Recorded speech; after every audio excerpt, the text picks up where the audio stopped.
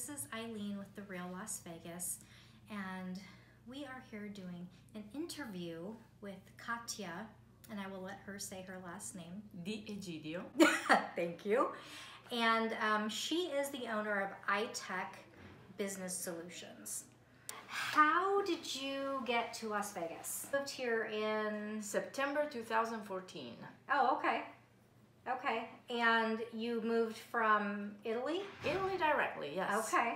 All right. Yes, and that's the question. Why did you move from Italy straight to Las Vegas? The weather here, I love it. See, now that's so funny because people either hate it or love it. But I always say I would rather be here in the desert in the summertime than shoveling snow somewhere in the wintertime. Me too, but it's also that I'm here for the 110 and over. Really? Yes. You like that? Yeah, I like that. I love that. Now when heat. it's 110 and over, I'm in my house. I go from my air-conditioned car to my air-conditioned house, and that is as far as I go. You will not see me outside all summer. If I tell you the temperature I keep my air conditioning in the summer, you're probably gonna look at me, are you sure? Yeah, so Envy Energy loves you. You're one of their favorite clients. Yes, I don't spend that much money, and I keep my air conditioning, it's at 80, 82. Oh. And I love it because it's okay. You don't sweat that much. It's here you don't sweat. It's so dry. So I don't want to be inside the house and have to wear coats and things like it happens in. You go to the movies. I bring a coat in summer. I guess that is true. I guess that's true.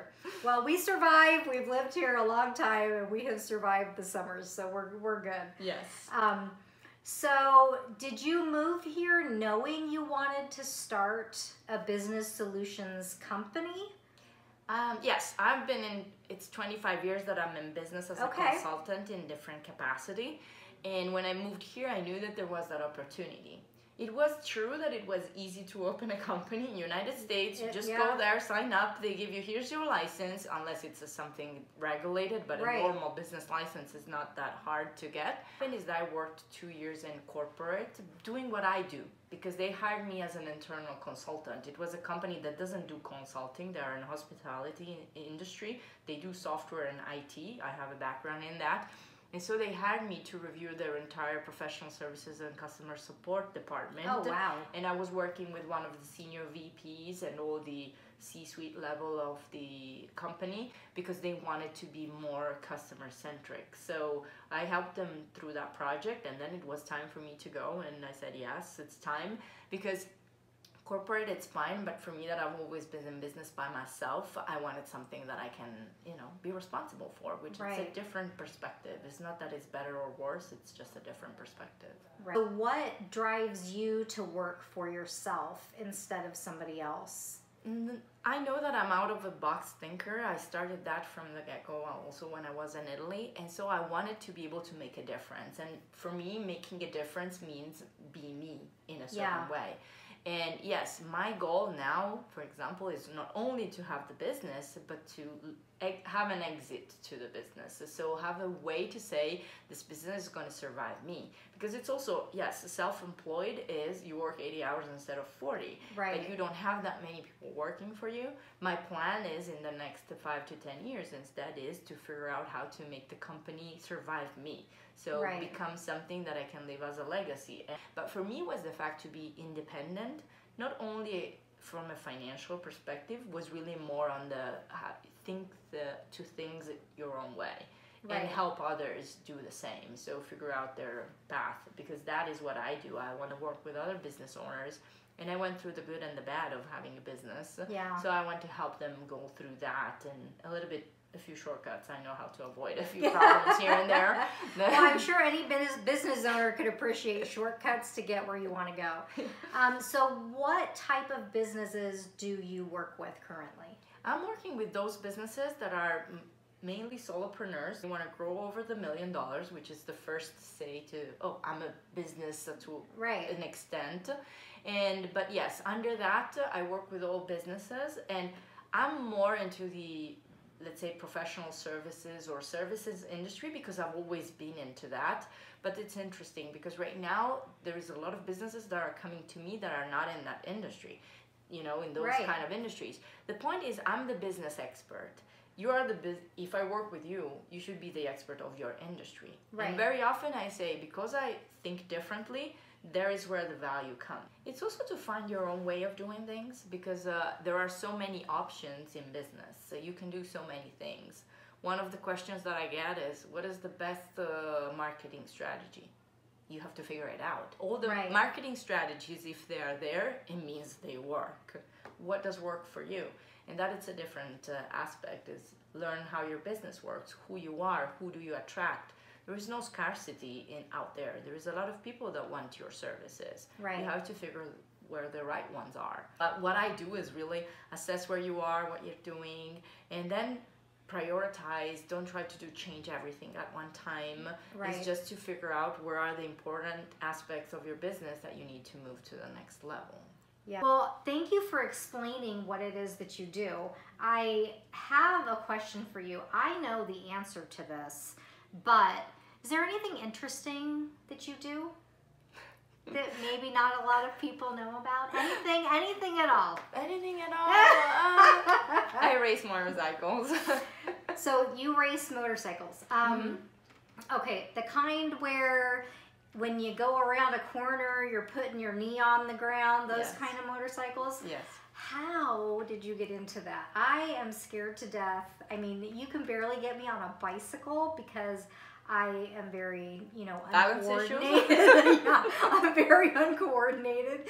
So I might not always stay upright, but yeah. So I was known as a very big klutz when I was younger. Okay. And my husband would probably say still to this day. So how did you get into racing motorcycles?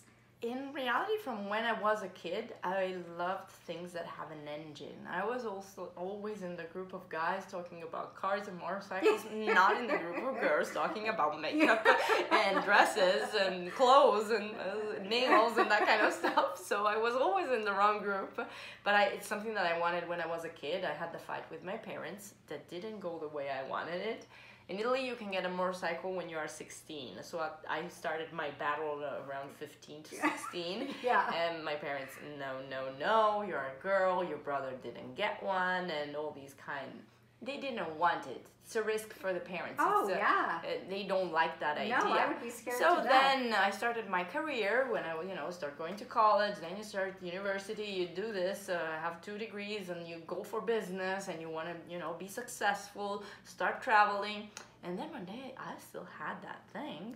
So I always say, yes, I got my motorcycle at 16 years old, but I got it at 32. It took me other 16 years to get there on my own. Yeah. But at that point, then I was ready, and I decided. And till that time, I've always gone on bicycles. I never had something with 2 wheels and an engine. So okay, so but here's my question. So you went from wanting to ride a motorcycle to race my idea was to race motorcycles. Okay. I learned through go riding. I went a little bit on the street like everybody else does, but where I live, you're near to the Alps in Italy, so you just get out of your house and it's all windy roads, and you have fun and that kind of things. But my thing was always, I need to race a motorcycle. And I'll tell you, it was not for the sake of racing itself, because my idea being an organizer, being a person that likes systems, I wanted to create a world championship for women racing motorcycles. That was the idea. Okay. And so my way of doing things, I have to experiment first, and then you know what you go through. So I went to the racing. I raced with girls. I raced with guys. I had a lot of fun. It was not for the sake that at 32 years old you can become a champion. That would be a little bit out of place, probably. But you started a little too late to become a champion. I don't know. It's also that maybe I didn't want it that much to become the champion. I wanted to give the opportunity to those that have a real talent about it to have an outlet to where to go that. But then I won the green card, and so now I'm here. So that changed a little bit, a few things, because I was doing that in my free time. Was not a business thing. So do you? I mean, I know nothing about motorcycle racing. So do you still race here? No.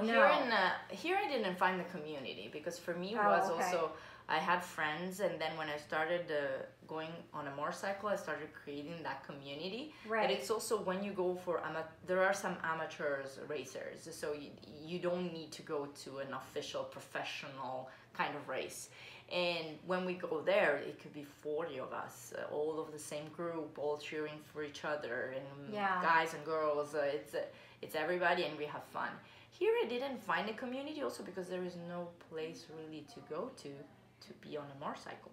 For me, to go straight, and unfortunately Las Vegas is in the middle of a flat place. That's true. And I'm planning with some friends to go to California and spend a week going around the mountains in California. You rent a motorcycle and you just go around. Let's see when that plan is going to come to play, because it's not easy either to do that. Right. You need your gears, you need a lot of things that need to happen to really do that. Yeah. Okay, well, you're brave. Because I couldn't. Really? Well, to me, you're super brave, because that is not anything that I would ever even imagine trying. So my hat is off to you. It's okay. I appreciate that, but I'll tell you, it's not that I'm so brave. It's just that I like it. So I'll tell you, when I leave my house to go to the track, I'm there thinking, what the heck am I doing? Is that something that I need to do? I cannot sleep. Or that. Then as soon as the morning, you jump on the motorcycle, you do the first, few feet, because then you have to. As soon as you enter the track physically, changes everything. But till that very moment, you're there thinking, what the heck am I doing? But at the moment in time, the drive, it's what makes the difference. You're determined to do it. Even if you don't know, even if you have fear of it, it's not being fearless, or it's really to manage that fear. In fact, for me, it's more the challenge with myself than with everybody else. It's challenging yourself. Yeah, I think that's usually me too. If I'm doing something, I'm more challenging myself than I am other competing people. with others. Yes, it's not a competition for me. It's really to win those fears. And my mom said also when I was a kid, my brother is really fearless, probably in certain times. He's very brave. He does very strange things with that. And my mom let him. Was very good. She was very good at that. She didn't block him. And I was looking at what he was doing, and then I was emulating some of the things. And she says, when you decided to do one thing, because you won't go just for the sake of going, follow your brother. No, you will look at him, observe him, learn, understand. Then when you decide that it's time to go and do it, there was no way to stop it. There was no way to stop you. You have decided that it's time. Even if you knew that there was a risk, at that point everything was calculated. Well, you really do amaze me with the things that you do. Oh, thank you. So you're welcome. Thank you. Okay, so I have a couple follow-up questions, not follow-up questions, but so you've been here for 4.5 years. If you go out to eat, where do you go? One of the one restaurant that I'm recommending right now is Esther's Kitchen at downtown Las Vegas in the Art District. It's a very small place, and it's a very nice restaurant, nice food, and there's the chef he's there. So it's not in a fancy area. It's one of the side streets of Main Street, if I remember correctly. But it's a very nice place, and the food is good. Yeah. I have not been there. You should try it. Yeah, I will. And then, do you have any specific place that you go get coffee, ice cream, anything like that? Yes. I have my office where I usually meet people for one-on-ones, just to get to know each other. Right. And sometimes I also do some interviews because it's a very nice spot. It's called Gelato di Milano. It's on Rainbow and Tropicana. It's a nice shop owned by an Italian that does authentic Italian gelato, and I can say I'm Italian. That's Italian. Well, I can verify that every time I go in there, there is a group of Italians having a conversation, and I will admit that I love visiting you at your office because I get gelato every time I go in. Yes. So, well, it has been wonderful. I will link all of Katia's information at the bottom of this video, where you can find her. If there's information for workshops or anything else, it will all be below. She's good at what she does, pulling that information out of people that she needs to help make them successful. So we will see you next time.